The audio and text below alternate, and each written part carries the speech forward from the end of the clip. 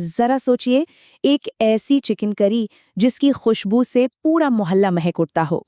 ये कहानी है करण की, जिसे अपने दादाजी की इसी मशहूर रेसिपी पर कह सकते हैं कि बहुत नाज था। लेकिन क्या हो जब कोई अजनबी आकर ये कह दे कि आपकी सबसे कीमती चीज, आपकी विरासत, उसमें आत्मा ही नहीं है। चलिए इसी कहानी में आगे बढ़ते हैं। तुम्हारी करी का स्वाद तो 1980 वाला ही है बेटा, लेकिन इसमें कोई जान नहीं है। बस यही वो शब्द थे।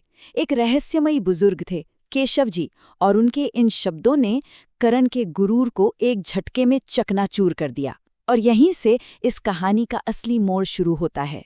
तो कहानी का पहला हिस्सा, करण का घमंड। उसका ढाबा भाई हमेशा ग्राहकों से भरा रहता था और उसे अपने दादा भीमन्ना की उस सीक्रेट रेसिपी पर इतना ज्यादा गुरूर था कि वो अक्सर कहता था, अरे मेरे मसालों की महक तो ऐसी है कि आसमान में उड़ती चील भी जमीन पर उतर आए। और मामला तब और गर्म हो गया जब केशव जी ने 150 रुपए के बिल के बदले सिर्फ 20 रुपए दिए, 2 पुराने 10 के नोट। जब करण ने उन्हें टोका तो उनका जवाब सुनकर तो सब हैरान रह गए। उन्होंने कहा, जब स्वाद पुराना है तो दाम भी तो पुराना ही होगा ना। बस इतना सुनना था कि करण का पारा 7वें आसमान पर पहुंच गया। तो सवाल ये था, आखिर इस जान का मतलब क्या था? केशव जी ने इसे बहुत साफ शब्दों में समझाया। उन्होंने कहा कि तुम्हारे दादा के खाने में प्यार झलकता था और तुम्हारे खाने में घमंड। फर्क देखिए मसालों का था ही नहीं, फर्क था बनाने वाले की नीयत का। तो अब कहानी एक नए मोड़ पर आती है, जहां गुस्सा धीरे धीरे जिज्ञासा में बदल रहा था। उसकी पत्नी पुष्पा ने उसे समझाया तो करण का गुस्सा तो खैर थोड़ा शांत हुआ, लेकिन अब उसके दिमाग में सवाल घर कर गए। आखिर वो बुजुर्ग था कौन, और वो उसके दादाजी को इतने अच्छे से कैसे जानता था? यही कुछ सवाल थे जो करण और पुष्पा को बेचैन किए हुए थे कि आखिर उन्हें दादा भीमन्ना का नाम कैसे मालूम, उस जमाने के खाने का स्वाद कैसे पता, और सबसे बड़ी बात, उनके हाथ में जो वो पीतल का पुराना डिब्बा था उसमें ऐसा क्या था। उन्हें ये लगने लगा था कि ये कोई मामूली बहस नहीं थी, इसके पीछे कोई बहुत गहरा राज है। और बस दोनों ने ठान लिया कि उस बुजुर्ग को ढूंढ कर रहेंगे। और उनकी ये खोज उन्हें लेकर गई गांव के बाहर एक शांत तालाब के पास। और वहां केशव जी बैठे थे। करण ने इस बार कोई देर नहीं की, सीधा जाके पूछा, आप हैं कौन और आप मेरे दादाजी को कैसे जानते हैं? और बस यहीं से सालों पुराने राज पर से पर्दा उठना शुरू हुआ। यहां से कहानी का वो हिस्सा शुरू होता है जो शायद सबसे चौंकाने वाला है। वो हिस्सा जो एक चोरी हुई डायरी से जुड़ा है।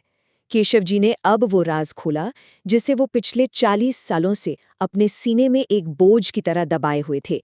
एक ऐसा बोझ जिसने उनकी रातों की नींद और दिन का चैन सब छीन लिया था। केशव जी ने अपनी कहानी सुनानी शुरू की। उन्होंने बताया कि 40 साल पहले वो भीमन्ना के ढाबे पर काम करने वाले एक मामूली से लड़के थे। एक रात लालच उनके मन पर हावी हो गया और उन्होंने रेसिपी वाली वो डायरी चुरा ली और शहर भाग गए। हाँ, शहर जाकर उन्होंने एक बड़ा होटल खोला, करोड़ों कमाए, लेकिन मन की शांति वो उन्हें कभी नसीब नहीं हुई। और आज इतने सालों बाद वो अपनी उसी गलती को सुधारने आए थे, उस चोरी की हुई विरासत को लौटाने। ये कहते हुए उन्होंने वो पीतल का डिब्बा खोला। उसके अंदर से पीले पड़ चुके पन्नों वाली एक बहुत पुरानी डायरी निकली और उन्होंने उसे करण के हाथों में थमा दिया। 40 साल पहले जो विरासत खो गई थी वो आखिरकार अपने असली वारिस के पास लौट आई थी। अब कहानी पहुंचती है उस मोड़ पर जहां हम जानेंगे असली सीक्रेट मसाले के बारे में। करण के हाथ कांप रहे थे। उसके हाथ में वो डायरी थी। उसे पूरा यकीन था कि इन पन्नों में जरूर मसालों का कोई ऐसा जादुई फॉर्मूला लिखा होगा जो उसकी करी को दुनिया में सबसे लाजवाब बना देगा। लेकिन जैसे ही उसने डायरी खोली, वो हैरान रह गया। कोई जादुई मसाला था ही नहीं, वही रोजमर्रा के मसाले, नमक, मिर्च, हल्दी, धनिया, बस। तो फिर दादाजी का असली राज था क्या? क्या चीज थी जो उनकी करी को इतना खास बनाती थी? इसका जवाब मिला डायरी के आखिरी पन्ने पर।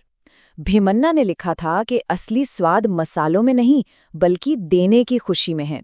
उनकी रेसिपी बहुत सीधी थी। पहला कदम, खाना बनाओ। दूसरा, पहली थाली परोसो। और तीसरा सबसे अहम कदम, उस थाली को किसी भूखे इंसान को मुफ्त में और प्यार से खिलाओ। और चौथा, उस इंसान से जो खुशी मिलेगी वही वो अमृत है जो खाने में असल स्वाद, वो जान डालता है। इस गहरी बात को पुष्पा ने बहुत खूबसूरती से समझाया। उसने कहा, हम तो बस व्यापार कर रहे थे, दादाजी अन्नदान करते थे। और बस करण को सब समझ आ गया। फर्क साफ था, वो सिर्फ पैसा कमा रहा था, जबकि उसके दादा लोगों का पेट भरने के साथ साथ उनका दिल भी भर रहे थे। और यहीं से कहानी अपने आखिरी पड़ाव पर पहुंचती है, दादाजी की असली विरासत। जब करण को ये असली राज पता चला तो उसने सिर्फ रेसिपी को नहीं बल्कि अपने दादाजी के पूरे फलसफे को, उनकी पूरी सोच को अपना लिया। उसकी आंखों में आंसू थे। उसने केशव जी को गले लगा लिया और उनसे रुकने के लिए कहा। उसने कहा, आप वो भगवान बनकर आए हैं जिसने मुझे इस डायरी का असली मतलब समझाया है। ये वो पल था जहां माफी भी थी और सुलह भी, जहां करण को अपनी जड़ें वापस मिली और केशव जी को सालों बाद मन की शांति। और इस बदलाव का सबसे बड़ा सबूत जानते हैं क्या था? ढाबे के एक पुराने ग्राहक थे, काका। उन्होंने करण से कहा, बेटा, इतने सालों से तुम्हारी करी ने सिर्फ मेरा पेट भरा है, आज इसने मेरी आत्मा भर दी है। और फिर मजाक में बोले, वैसे डायरी में ये तो नहीं लिखा कि काका को रोज 2 पीस एक्स्ट्रा मिलेंगे। उनके इस मजाक पर पूरा ढाबा हंसी से गूंज उठा। सच में करी में जान वापस आ गई थी। तो इस कहानी से हमें क्या सीख मिलती है? यही कि हमारी असली विरासत पैसा या कोई सीक्रेट रेसिपी नहीं होती। असली विरासत होती है हमारे बड़ों से मिले अच्छे संस्कार और मूल्य। स्वाद खाने में नहीं बल्कि खिलाने की खुशी में होता है। और शायद यही वो सीक्रेट मसाला है जिसे हम सभी अपनी अपनी जिंदगी में थोड़ा बहुत इस्तेमाल कर सकते हैं।